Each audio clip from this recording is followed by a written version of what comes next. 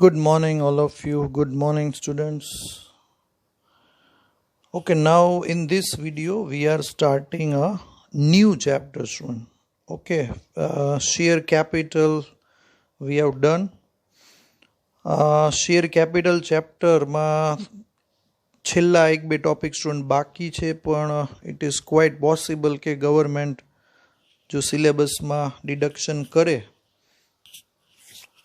તો આપણે એ કદાચ બે ટોપિક જે બાકી છે અને કદાચ કેન્સલ થાય તો ઇન્ટેન્શનલી આપણે એ બાકી રાખ્યા છે સ્ટુડન્ટ, બરાબર. મેજોરિટી આપણે કવર કરી લીધા છે અને પાછું એનું રિવિઝન બી કરશું. ચાલો હવે આ વિડીયોમાં આપણે એક નવું બહુ જ ઇન્ટરેસ્ટિંગ ચેપ્ટર સ્ટુડન્ટ સ્ટાર્ટ કરીએ છીએ, અકાઉન્ટિંગ ફોર ડિબેન્ચર્સ. ઓકે, ચાલો તો આ ચેપ્ટર બહુ ઇન્ટરેસ્ટિંગ છે સ્ટુડન્ટ. આમાંથી શોર્ટ સમ્સ પૂછાય છે, લોંગ સમ પૂછાતા નથી, બરાબર. 3 માર્ક્સના શોર્ટ સમ્સ આવે છે. ઓકે, એટલે આપણે એકોર્ડિંગલી એની તૈયારી કરશું. ચલો, first of all, what is debenture? શું ડિબેન્ચર કોને કહેવાય?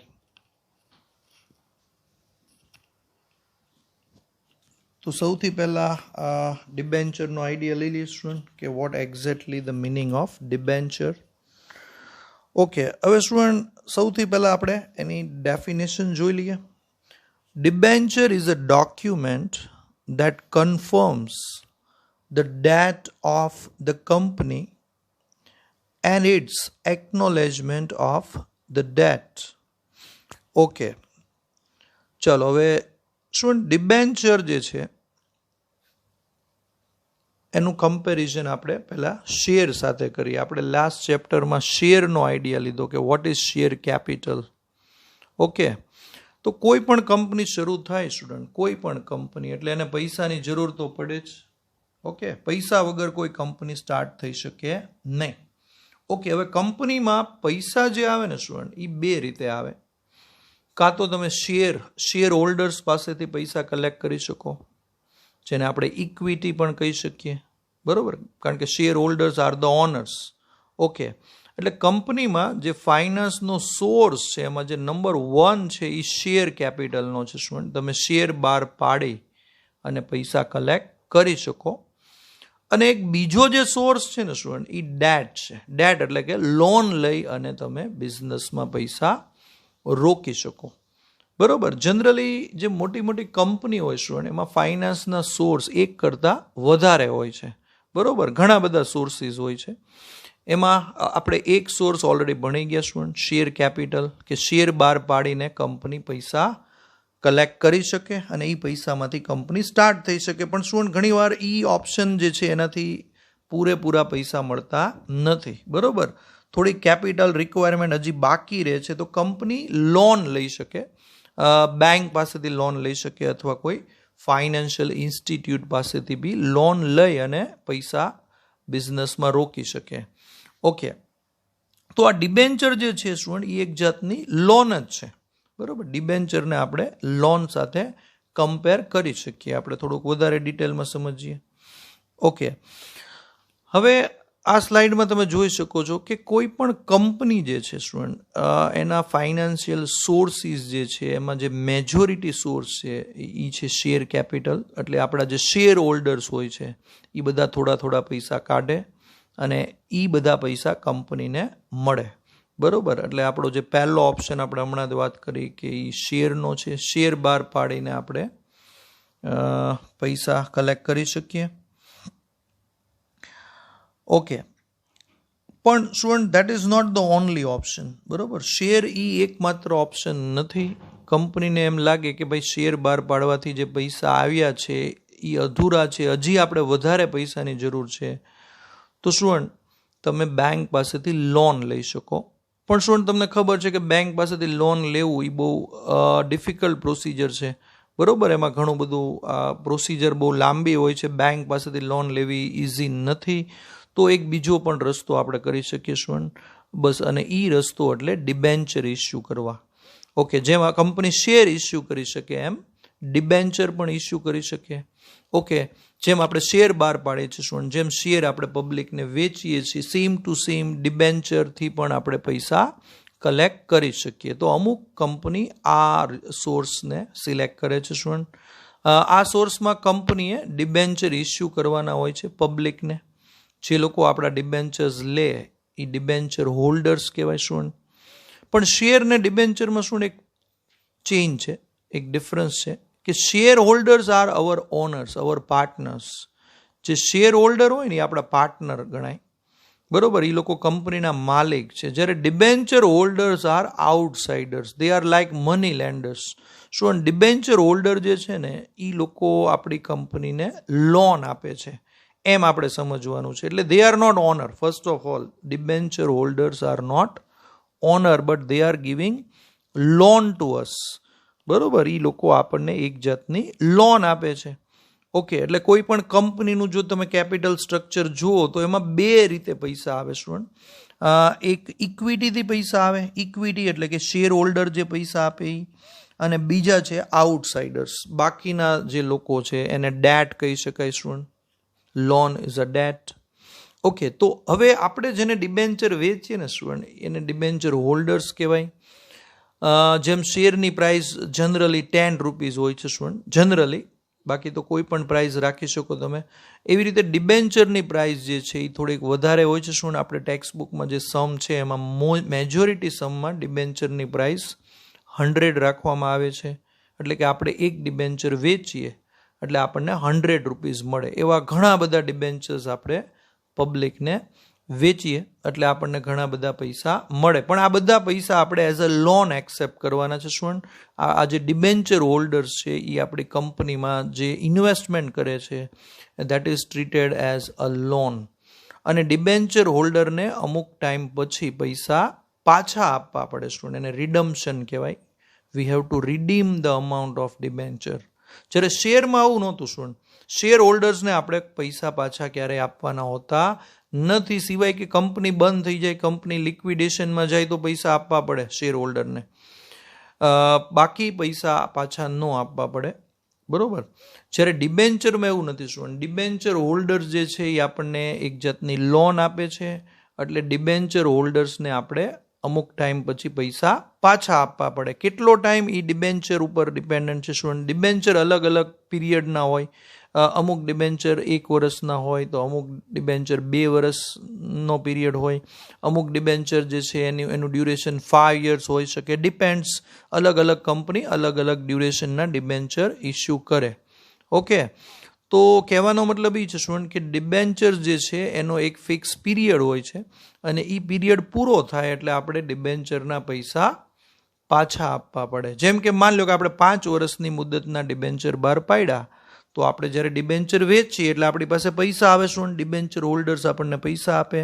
પણ જેવા 5 વર્ષ પૂરા થાય તો આપણે એ પૈસા ડિબેન્ચર હોલ્ડર્સને પાછા આપવા પડે સ્ટુડન્ટ. ઓકે, તો શેર અને ડિબેન્ચરમાં આ ફરક છે સ્ટુડન્ટ. સિમિલિયરિટી એ છે કે શેરમાં બી આપણને પૈસા મળે છે, ડિબેન્ચરમાં પણ પૈસા મળે છે, બરોબર. પણ શેર જે છે એના એ આપણી કેપિટલ કહેવાય સ્ટુડન્ટ, બરોબર. Owner, they are the owner, અને ઓનરના પૈસા હોય એને કેપિટલ કહેવાય. પણ debenture holders are not owner. Debenture holders એ ઓનર નથી student. They are like money lenders. એ લોકો મની લેન્ડર છે, આપણને લોન આપે છે એટલે એને આપણે અમુક ટાઈમે પૈસા પાછા આપવા પડશે. ઓકે, બીજું શેર ઉપર સ્ટુડન્ટ આપણે ડિવિડન્ડ આપવાનું હોય છે. જે શેર હોલ્ડર હોય ને એને આપણે એવરી યર ડિવિડન્ડ આપતા હોય છે અથવા તો અમુક ડ્યુરેશનમાં. પણ એ કંપનીને જો પ્રોફિટ થાય તો જ આપણે એને ડિવિડન્ડ આપવાનું હોય છે. બાકી જો લોસ થાય તો ડિવિડન્ડ આપવું કમ્પલસરી નથી. તો શું એવી રીતે ડિબેન્ચર હોલ્ડર્સને બી આપણે કંઈક આપવું પડે, બરોબર. કારણ કે ડિબેન્ચર હોલ્ડર્સ આપણી કંપનીમાં પૈસા રોકે છે તો અમસ્તા તો ન રોકતા હોય સ્ટુડન્ટ. એ લોકોને બી કંઈક રિટર્નમાં જોતું હોય. ઓકે, તો ડિબેન્ચર હોલ્ડર્સને સ્ટુડન્ટ આપણે ઇન્ટરેસ્ટ આપવું પડે. કારણ કે એ લોકો જે આપણને પૈસા આપે છે એ એક જાતની લોન છે. ઓકે, તો એની ઉપર આપણે એને ઇન્ટરેસ્ટ આપવું પડે સ્ટુડન્ટ. ઇન્ટરેસ્ટનો રેટ અલગ અલગ કંપનીનો અલગ અલગ હોઈ શકે. અલગ અલગ ડિબેન્ચર પ્રમાણે રેટ અલગ અલગ હોય.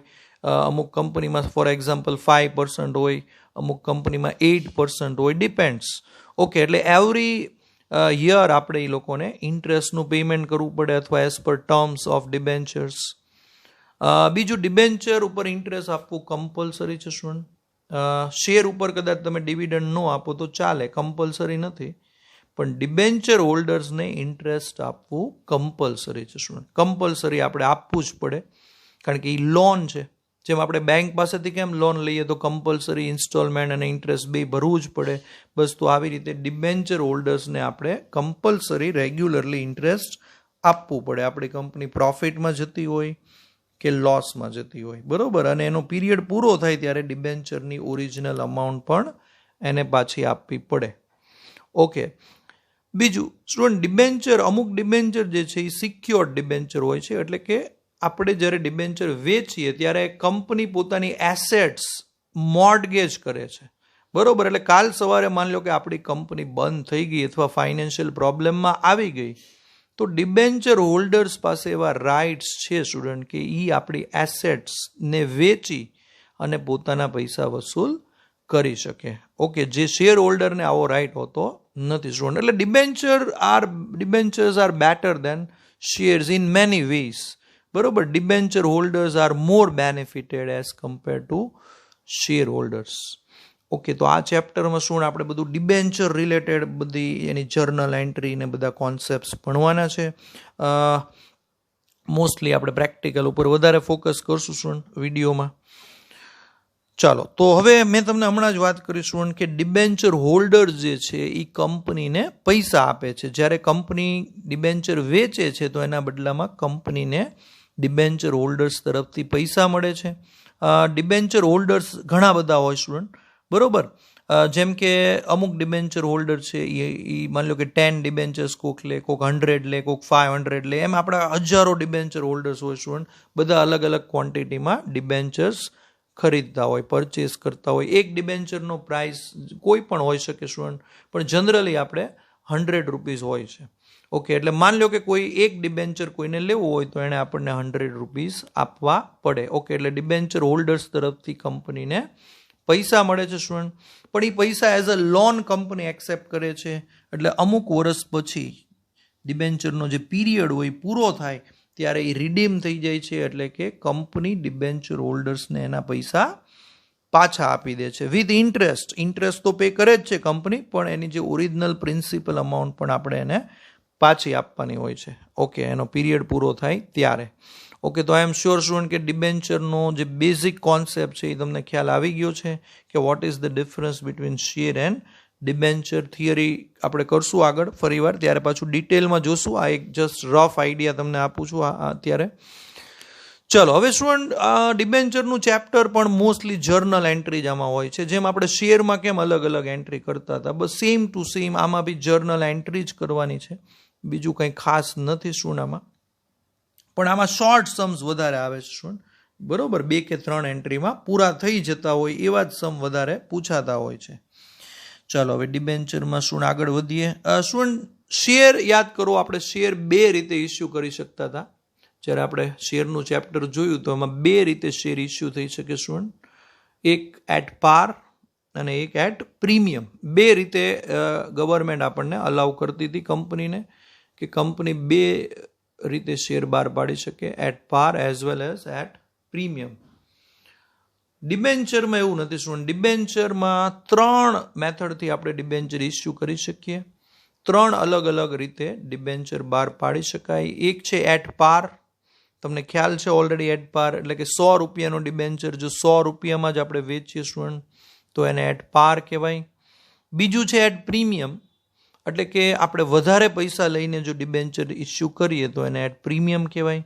જેમ કે 100 રૂપિયાનો ડિબેન્ચર આપણે 120માં બહાર પાડીએ તો આપણે 20 રૂપીસ એ પ્રીમિયમના લીધા છે સ્ટુડન્ટ, એક્સ્ટ્રા લીધા છે. ઓકે, અને થર્ડ ઓપ્શન જે શેરમાં નહોતો સ્ટુડન્ટ, શેરમાં આ ટોપિક નહોતો જે અત્યારે ડિબેન્ચરમાં આપણે ભણશું. અને થર્ડ ઓપ્શન છે સ્ટુડન્ટ એટ ડિસ્કાઉન્ટ, એટલે કે ડિબેન્ચર આપણે ડિસ્કાઉન્ટથી પણ ઇસ્યુ કરી શકીએ. એટલે ફોર એક્ઝામ્પલ 100 રૂપીસનો ડિબેન્ચર હોય તો આપણે એ પબ્લિકને 90માં ઓફર કરી શકીએ. 10 રૂપિયા આપણે ઓછો ભાવ રાખીએ. ઓકે, તો આપણે એને ડિસ્કાઉન્ટ આપ્યું કહેવાય સ્ટુડન્ટ. ઓકે, તો આ ત્રણેય મેથડથી અલગ અલગ સમ આપણે પૂછાય છે સ્ટુડન્ટ. ત્રણેયના વારાફરતી સમ આપણે કરશું. I repeat, at par, at premium and at discount. Okay, so there are 3 ways to issue shares. Sorry debentures.